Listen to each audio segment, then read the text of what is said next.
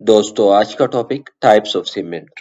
सबसे पहले तो ऑर्डिनरी पोर्टलैंड सीमेंट आ जाता है जो सबसे ज्यादा इस्तेमाल होता है।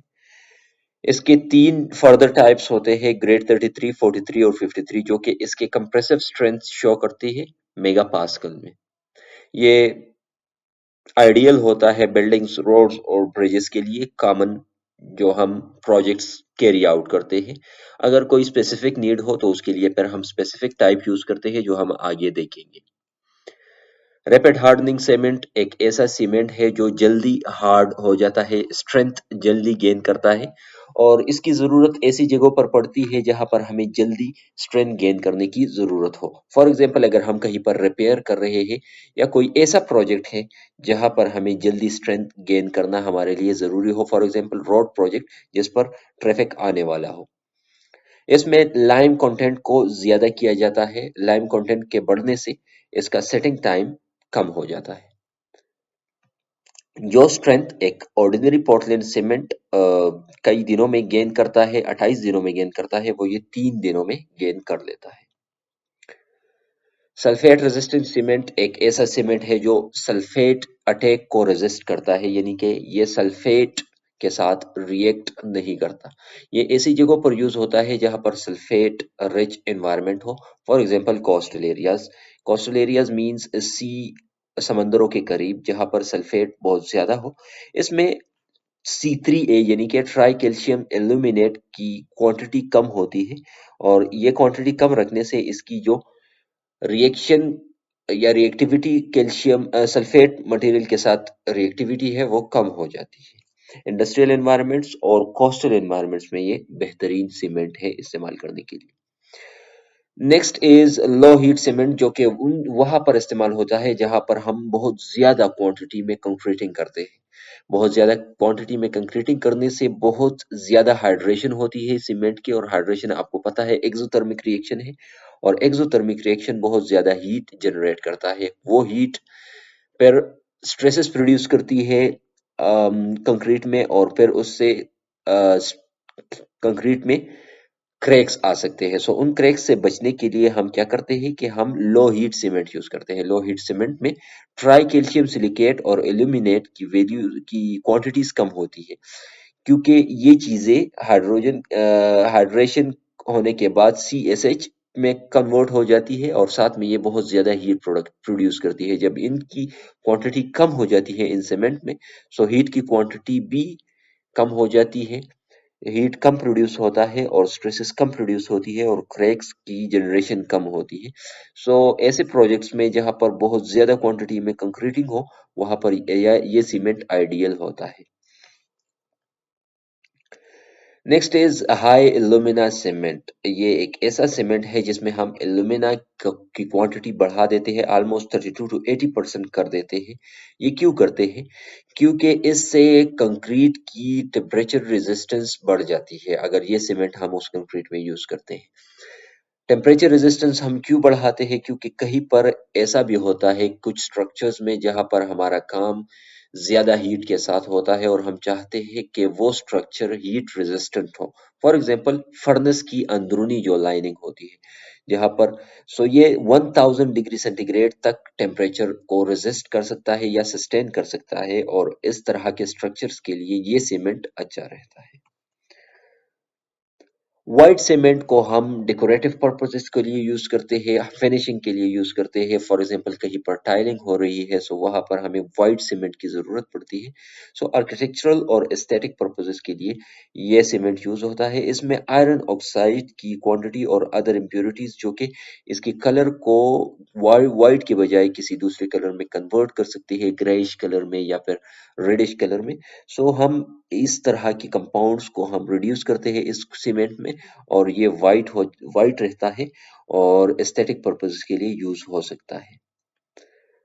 पोजोलैनिक सीमेंट एक तो एनवायरमेंटल फ्रेंडली होता है और दूसरा ये सीमेंट की जो अच्छी प्रॉपर्टीज है उनको बढ़ा देता है। ये पोजोलोना असल में फ्लाई ऐश या फिर वोल्केनिक ऐश को पोज़ोलाना मटेरियल कहते हैं, और ये हम ऑर्डिनरी पोर्टलैंड सीमेंट के साथ मिक्स कर लेते हैं। इसका फायदा क्या होता है? ये कैल्शियम हाइड्रोक्साइड के साथ रिएक्ट करके कैल्शियम सिलिकेट हाइड्रेट CSH बना देता है। अब ये बनाने से क्या होता है, ये स्ट्रेंथन्स द कंक्रीट, कंक्रीट को की स्ट्रेंथ को बढ़ा देती है। वॉइड्स, कंक्रीट में वॉइड्स को कम कर देती है। वॉइड्स कम होने से ये डेंसर हो जाता है और कोरोजन रेजिस्टेंस होता है, क्योंकि पर केमिकल्स की इन्फिल्ट्रेशन इस कंक्रीट में कम होती है और ये कोरोजन रेजिस्टेंस हो जाता है। परमिएबिलिटी कंक्रीट की कम हो जाती है। अच्छा, सल्फेट रेजिस्टेंस भी हो जाता है क्योंकि सल्फेट अंदर नहीं जाता, C3A को डाइल्यूट कर देता है, C3A की वैल्यू कम हो जाती है और हमें पता है कि C3A वैल्यू कम होने से सल्फेट रेजिस्टेंस रेजिस्टेंस बढ़ जाती है।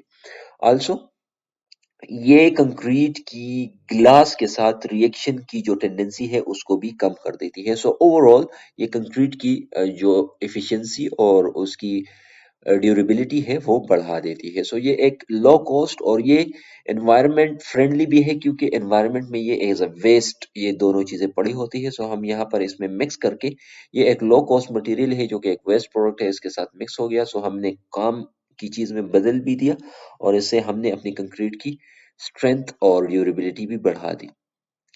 नेक्स्ट इज हाइड्रोफोबिक सीमेंट, जो कि उन जगहों पर इस्तेमाल होता है जहां पर हमारे पास ह्यूमिड कंडीशन हो या फिर वाटर के साथ एक्सपोजर बहुत ज्यादा हो।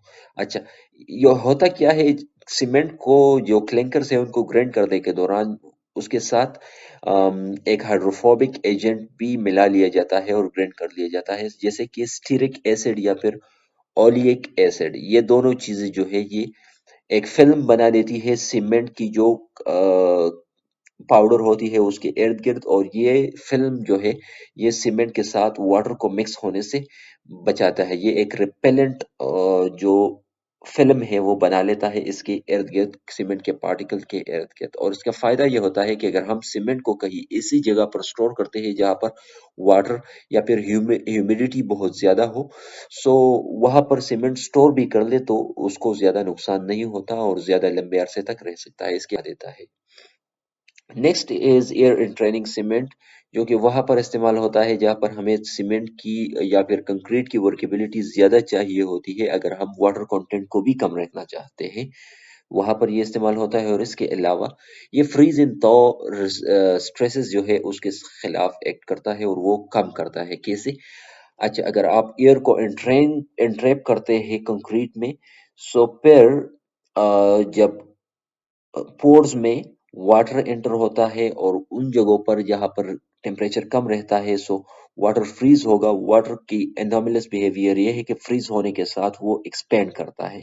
सो उस एक्सपेंशन से कंक्रीट में स्ट्रेसेस प्रोड्यूस होती है और उस स्ट्रेसेस की वजह से कंक्रीट क्रैक हो सकता है। लेकिन उन स्ट्रेसेस को झेलने के लिए, उन स्ट्रेसेस का मुकाबला करने के लिए हम उसमें एयर को एंट्रैप करते हैं। सो वो एयर जो है वो वॉइड्स प्रोड्यूस करता है कंक्रीट में, और फिर जब फ्रीजिंग होती है पोर्स के अंदर, सो वाटर जब एक्सपेंड करता है, सो उन स्ट्रेसेस को ये जो एयर हमने एंट्रैप किया है वो न्यूट्रलाइज करता है और कंक्रीट में स्ट्रेसेस प्रोड्यूस नहीं होती जैसे कंक्रीट की।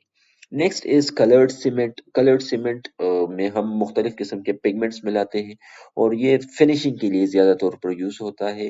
अगर हम किसी ख़ास किस्म का टाइल दीवार पर या फर्श में या फ्लोर पर लगा रहे हैं, सो उसी कलर का फिर हम सीमेंट भी यूज़ कर सकते हैं और ये मार्केट में मुख्तलिफ कलर्स में अवेलेबल होता है, सिर्फ एस्थेटिक पर्पज़ के लिए। जियोपॉलिमर सीमेंट एक दूसरा सीमेंट है जो ऑर्डिनरी पोर्टलैंड सीमेंट से इसकी प्रॉपर्टीज अच्छी होती है, लेकिन इसका फायदा ये होता है कि ये एक एनवायरमेंटल फ्रेंडली सीमेंट है, क्योंकि ये एक इंडस्ट्रियल वेस्ट को यूज में लाता है। कौन सा इंडस्ट्रियल वेस्ट? एल्यूमिनो सिलिकेट, जो कि बहुत सी इंडस्ट्रीज में प्रोड्यूस होता है। For example fly ash, ground granulated blast furnace slag, जो कि एक वेस्ट प्रोडक्ट है, और राइस हस्क ऐश, जो कि राइस से प्रोड्यूस होता है।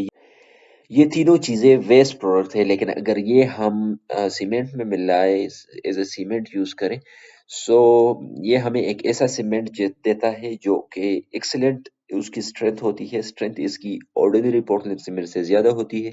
इसकी फायर रेजिस्टेंस या हीट रेजिस्टेंस भी ऑर्डिनरी पोर्टलैंड सीमेंट से ज़्यादा होती है, अबाउट 400 डिग्री सेंटीग्रेड तक ये टेम्परेचर को रेजिस्ट कर सकता है।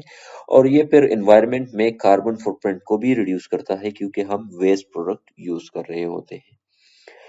अच्छा, next is the expensive cement. Expensive cement एक ऐसा सीमेंट है जो कि जब हम उसमें वाटर मिलाते हैं और ये फिर सेट होने लगता है तो इसकी वॉल्यूम इंक्रीज हो जाती है। कहाँ पर हमें इसे यूज करना है? जहां पर ऑर्डिनरी पोर्टलैंड सीमेंट की श्रिंकेज की वजह से हम काम न कर सके, सो उस श्रिंकेज को कंपेंसेट करने के लिए हम ऐसा सीमेंट यूज करते हैं।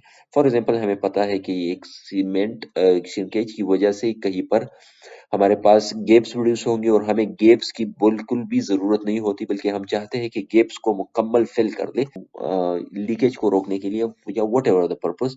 सो उस जगह पर हम ऐसा सीमेंट यूज करते हैं जिसका वॉल्यूम बढ़े वाटर मिलाने के बाद और सेट होने के बाद। सो हम ये एक्सपेंसिव सीमेंट यूज करते हैं। अच्छा, इसकी 3 टाइप्स है। टाइप के जिसमें anhydrous tetra calcium try illuminate sulphate और कैल्शियम सल्फेट और लाइम, ये चीजें एक मिक्सचर यूज होता है। टाइप एम जिसमें पोर्टलैंड सीमेंट और कैल्शियम सल्फेट को हम मिलाते हैं। और टाइप एस जिसमें ड्राई कैल्शियम इल्यूमिनेट कंटेंट और अमाउंट ऑफ कैल्शियम सल्फेट जो कि यूजुअल अमाउंट से हम ये दोनों चीजें इसमें बढ़ा देते हैं। अच्छा, ये कोड बेस्ड क्लासिफिकेशन है सीमेंट की मुख्तलिफ स्टैंडर्ड्स में। फॉर एग्जांपल ब्रिटिश क्लासिफिकेशन यानी ब्रिटिश स्टैंडर्ड्स और अमेरिकन स्टैंडर्ड्स में ये इनके नाम है। ऑर्डिनरी पोर्टलैंड सीमेंट का ये कोड है और ब्रिटिश स्टैंडर्ड में और अमेरिकन स्टैंडर्ड में ये कोड है। टाइप 1 इसको कहते हैं रैपिड हार्डनिंग सीमेंट को, टाइप 3 कहते हैं लो हीट पोर्टलैंड सीमेंट को, टाइप 4 कहते हैं modified cement, type 2 sulphate resistant Portland cement जो है टाइप 5 है, और पोर्टलैंड ब्लास्ट फर्नेस जो कि हाई हीट रेजिस्टेंट होता है, टाइप आई एस सीमेंट इसको कहा जाता है। आपके लिए कौन सा सीमेंट बेहतर रहेगा ये इस बात पर डिपेंड करता है कि आप कौन से एनवायरनमेंट में कंडीशन, कौन सी एनवायरमेंटल कंडीशंस में कंस्ट्रक्शन कर रहे हैं, आपकी प्रोजेक्ट स्पेसिफिकेशंस और रिक्वायरमेंट्स क्या है और आपकी डिजायर्ड प्रॉपर्टीज क्या है, आप कितना स्ट्रेंथ चाहते हैं, heat resistance, chemical resistance, water resistance कितनी चाहते हैं, आपकी एनवायरनमेंट ह्यूमिड तो नहीं, ये तमाम चीजें, इस तरह की चीजें आप देखकर अपने लिए प्रॉपर सीमेंट की सिलेक्शन कर सकते हैं। अगली वीडियो में हम सीमेंट टेस्ट के हवाले से बात करेंगे कि फील्ड पर आपने कौन कौन से टेस्ट करने हैं, जिससे आपको पता चलेगा कि सीमेंट आया हमारी प्रोजेक्ट के लिए प्रॉपर है भी कि नहीं। इस चैनल पर मैंने ये प्लेलिस्ट में तमाम वीडियोस अरेंज की हुई है जो सिविल इंजीनियरिंग कंस्ट्रक्शन मटेरियल के बारे में डिटेल्ड नॉलेज आपको देगा। सो वो प्लेलिस्ट देखिए, नॉलेज गेन कीजिए। अगर वीडियोस पसंद आए लाइक कीजिए, चैनल सब्सक्राइब कीजिए। Thank you.